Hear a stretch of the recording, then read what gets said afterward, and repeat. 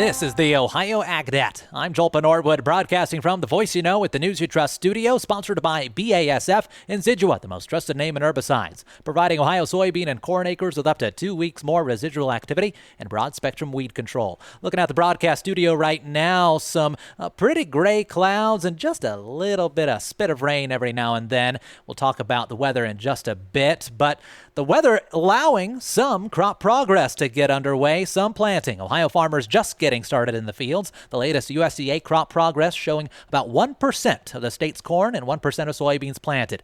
Nationally, corn 5% planted, soybeans at 6%, both near or slightly ahead of normal. Ohio oats lagging, just 10% planted and 1% emerged. Usually they're about 20% planted at this time.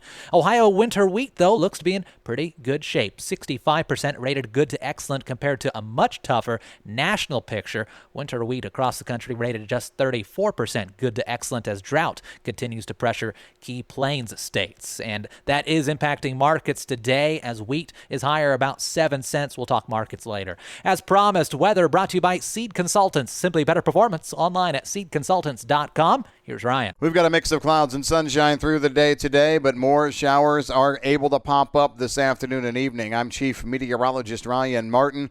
Let's take a look at your forecast update. I think the biggest threat for rain and thunderstorm action will be overnight tonight through tomorrow and Thursday. But again, the atmosphere is very ripe for showers and thunderstorms to pop up pretty much at any time. Best chance for strong to severe weather definitely is tomorrow and Thursday. Dry Friday, turning colder early next week. I'm Ryan Martin. And thank you, Ryan. More online at ohioagnet.com. Well, as we are getting the crop in the ground, it's high on farmers' minds right now to be thinking about those agronomic situations, specifically weed control. And right now we throw it to Dusty Sonnenberg for more there. Joining me today is Alice Harris, and she is a technical service representative for BASF. Alice, we want to talk about weed control, and the concept is out there for a lot of growers. Start clean, stay clean. But I guess I wanted to dig a little deeper. What does that mean as we're going into a growing season like we are in 2026, coming out of the fall of 25 when it was really dry out there, and there may have been some herbicide applications that never quite got activated? So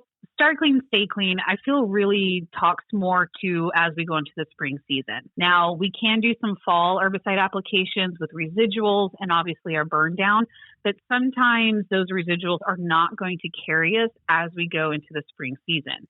They're going to last, a few weeks, what they need to do in the fall.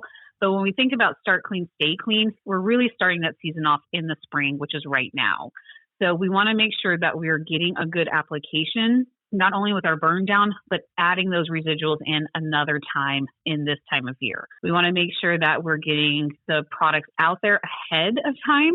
We don't want the weeds to come up first, because with something like a residual like Zidua SC or even Certain, we need that product on the ground before the weeds come up. We need the activation there and really helping us start the season off and reduce the early season weed competition at the get-go. My guest again today is Alice Harris. She is a technical service representative for BASF. Alice, thanks so much for your time. Thank you so much for having me, Dusty. Thank you, Dusty. Online today at ohioagnet.com, a story highlighting a very successful event at this year's recent Ohio Beef Expo.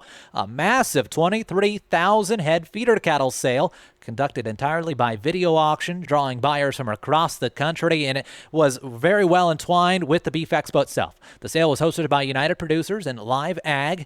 Now, of course, strong beef demand and tight cattle supply is expected to keep the market supported moving forward. And on that note, do keep in mind last week's cattle trade delivered some unusual signals. DTN is reporting that cash movement extremely light at just under 40,000 head, but prices still pushed higher, with Southern live cattle up about $3.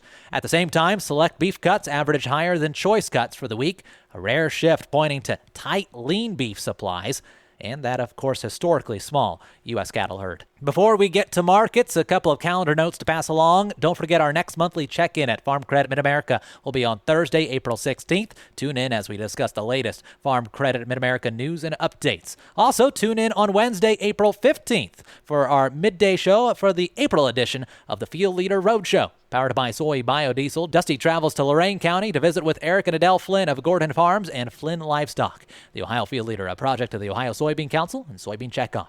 Today's market analysis analysis is brought to you by the Louis Dreyfus Company. Excited to bring a brand new soybean crush facility to Upper Sandusky, Ohio. Learn more about marketing your soybeans with LDC at 574-566-2113. Fertilizer concerns continue to shape markets, and USDA themselves raising concerns about fertilizer supply, questioning the Mosaic Company for idling production despite high prices. Officials say cutting supply could push prices even higher as federal agencies continue investigating market concentration and input costs. Let's take a look at market numbers thanks to Seed Consultants. Simply better performance online at seedconsultants.com. May corn up 4.5 cents right now to 4.44 3/4. May soybeans up 3 1/4 to 11.65 1/2. July wheat gaining 8.5 cents to 5.99 3/4 as that plains drought continues. April live cattle up $1.65 to 252.30. Hogs have turned around. They're higher now as April is gaining a nickel to 90.55. May hogs up 15 cents. Feeder to cattle higher